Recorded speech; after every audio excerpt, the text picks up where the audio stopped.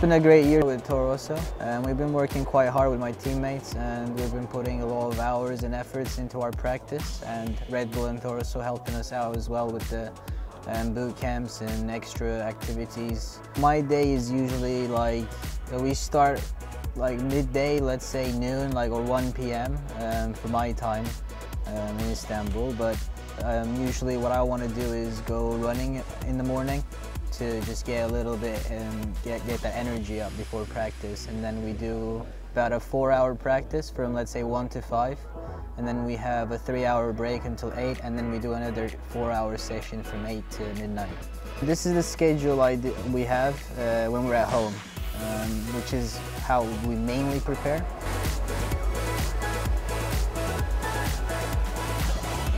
I get up, I eat something, I relax for a few hours, then I drive for a few hours, then I relax for a few hours, and then I drive for a few hours, and then I sleep. The usual routine is to practice for a couple of weeks. Then obviously we come here like 4 or 5 days early.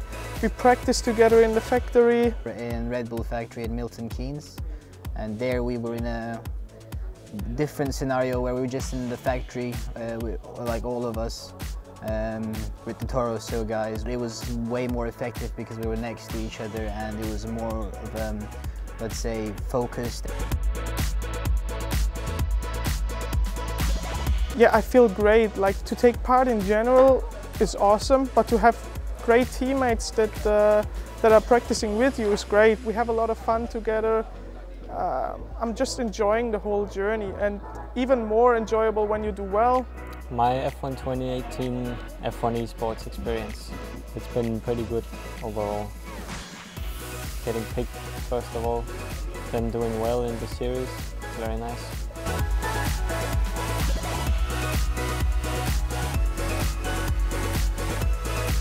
I was doing racing in real life since I was 5, and I've come up to a point where I was testing Formula 4 and Formula 3 cars, but I couldn't find the budget to race, so that's when I started sim racing and playing racing games.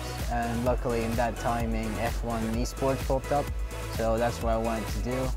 So just like I wanted to use this to get back into Formula 1, and yeah, that's why I got into sim racing. I mean, I always had a passion for Formula 1 in general, ever since I was a young kid. Always watched all the races together with my dad. And then when Codemasters released 2010 game of the series, I bought it, bought myself a wheel, started to practice, and then, yeah, lucky enough I was good at it. And last year F1 launched the F1 Esports series. I took part in it quite successfully, P4 in last year's final. Then again this year there was the Pro Draft. I was lucky to get picked by Toro Rosso. Well, real life racing and esports, a sim racing, let's say, is quite similar, but I would say the main difference is the G-force. You don't feel it in sim racing. That's the biggest difference, I feel, because of course in a real car you can feel the speed. So the only thing that's lacking in sim racing, I would say, is the G-force effect and the feel of speed. Besides that, it's quite similar. The tracks are very similar, the cars are very similar. You can do almost, let's say, 70% of the practice in a simulator.